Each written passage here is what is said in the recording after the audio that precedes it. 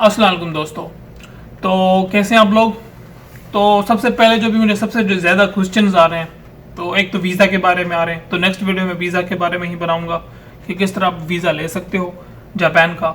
और अभी फ़िलहाल जो है आज का जो क्वेश्चन है वो ये है कि भाई आप किस तरह जो है एक बंदा पाकिस्तान गाड़ी यहाँ से मंगवा सकता है जापान से।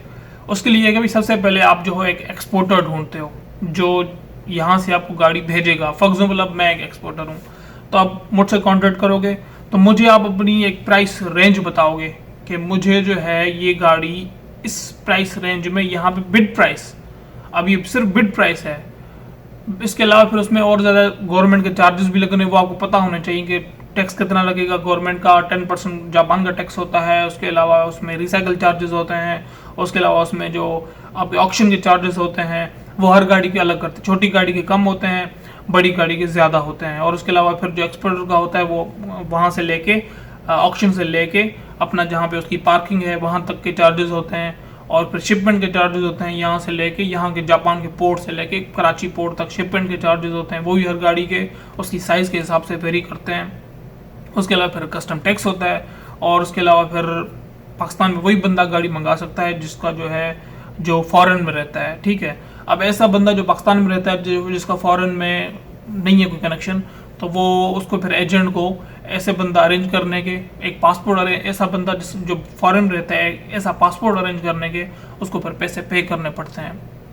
नॉर्मली जो एजेंट जो होता है उसकी पर्सनल अब खुद के चार्जेस होते हैं तकरीबन 40,000 45,000 के लगभग उसके वो अपने चार्ज करता है। ठीक है, तो उसके अलावा जो है जो पासपोर्ट के हैं वो तकरीबन होते हैं 2.5-3 लाख के लगभग। वो छोटी गाड़ी की नॉर्मल एक गाड़ी अगर बड़ी होती है कोई प्राडो वगैरह है तो पजारो टाइप है तो उस गाड़ी के चार्जेस और भी ज़्यादा होते हैं। ठीक है, ये इसका प्रोसीजर है।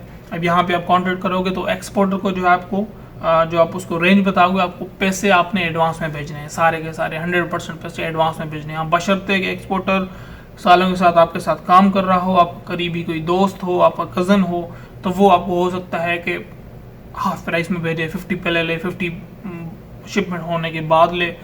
तो ये तब होता है जब आप किसी के साथ सालों से काम कर रहे हो। अदरवाइज एक्सपोर्टर हमेशा पैसे 100% पैसे आपको एडवांस में भेजने होते हैं एक्सपोर्टर को। ठीक है, तो ये इसका प्रोसीजर होता है। एक्सपोर्टर को आप रेंज बता दोगे कि ये गाड़ी की बिड प्राइस की रेंज है, इतने में गाड़ी अगर पड़ती है आप तो मेरी आप गाड़ी वहाँ से उठा लो। अगर गाड़ी इससे एक्सीड करती है इस लिमिट रेंज से उस ऑक्शन में तो आप वेट करो, नेक्स्ट ऑक्शन में दोबारा आप उस पर बिड करो, दोबारा ट्राई करो। अब जो है सबसे इम्पॉर्टेंट चीज़ मैं आपको बताता चलूँ कि किस बंदे को यहाँ से गाड़ी लेनी चाहिए जापान से।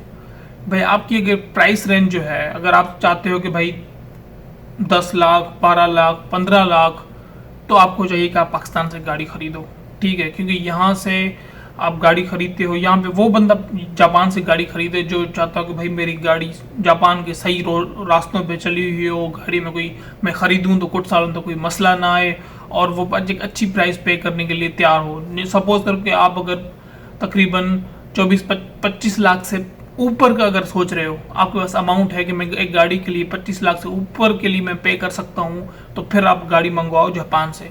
अगर आप चाहते हो कि मेरी गाड़ी 20 लाख 22 लाख 23 लाख की हो तो आप पाकिस्तान से पुराने मॉडल लो, क्योंकि यहाँ से सिर्फ 3 साल पुरानी गाड़ी, जो नॉर्मल व्हीकल जो होती है वो 3 साल पुरानी और जो कमर्शियल व्हीकल होती है वो 5 साल पुरानी आ सकती है। अब ये मैंने आपको प्राइस रेंज बता दी है। ठीक है, तो जापान से गाड़ी वही मंगवाए जो शौक रखता हो कि भाई अगला जो बंदा है जिसको मैं आप मुझ पे ट्रस्ट नहीं कर सकते कि आप जो है मुझे सारे का सारा पैसा एडवांस में भेज दें, आपको यार पता नहीं कौन है पैसे मेरे खा जाएगा।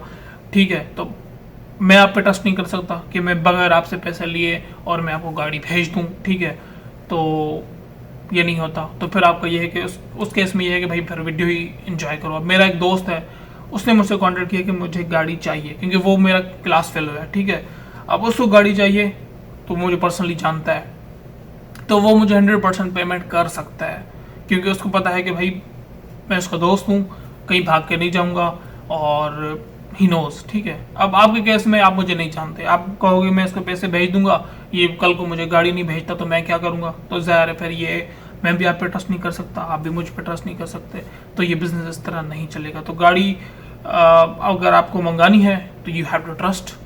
ठीक है, मैं तो रिस्क नहीं उठा सकता कि मैं किसी को नहीं जानता और मैं उसको गाड़ी भेज दूं, क्योंकि इस बिज़नेस में ये है कि एक ही बार अगर आपको चट्टी लगती है तो देन यू आर डिस्ट्रॉयड। आप एक तो ये है कि धोखा होने के बाद आप मेंटली भी बिल्कुल ही आपको ना स्ट्रेस में चले जाते हो। तो मैं तो ये नहीं कर सकता कि मैं किसी से जो है किसी को गाड़ी भेजूं और पैसे कहूँ कि हाँ ठीक है तुम बाद में मुझे भेजना 100%, तो ये नहीं होगा। आप 100% पेमेंट आपने पहले करनी है, तो फिर ही आपको एक्सपोर्टर गाड़ी भेजेगा। तो ये इसका प्रोसीजर है। Thank you so much for watching the video. Take care. अल्लाह हाफिज़।